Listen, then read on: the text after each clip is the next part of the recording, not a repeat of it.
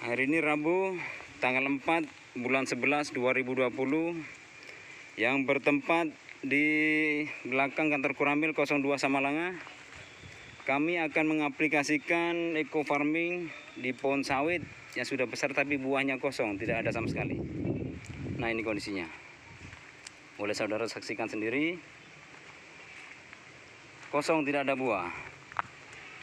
Dan kami akan mencoba dengan eco farming dengan harapan bisa berbuah dengan maksimal seperti yang sudah terbukti di tempat yang lain. Dan di sini kami langsung dipandu oleh Komandan Koramil Samalanga dan top leader Aceh, Ustadz Riza. Dan ini cara aplikasinya. Mari Pak Adi.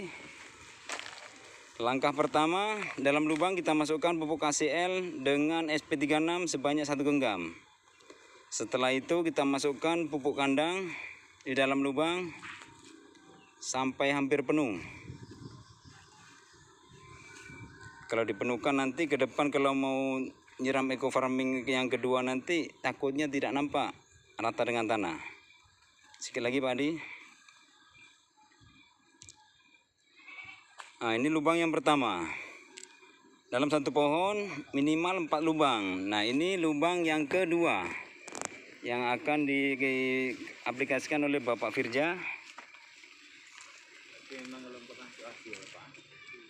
Nah, ini satu lubang 1 genggam KCL sama SP36 dengan dosis 1 kilo, campurannya 1 kilo KCL, setengah kilo SP36. Cuman cara pakainya dalam satu lubang cukup 1 genggam saja untuk biar mempercepat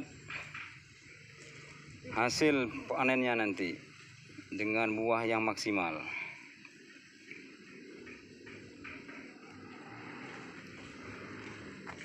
Oke Pak Firja, lanjut di lubang yang ketiga Pak Firja.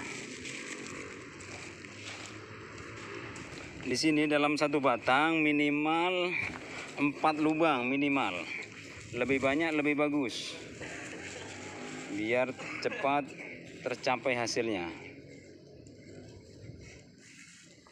Nah, ini lubangnya tidak perlu terlalu dalam, kurang lebih daerah 20 cm sudah cukup.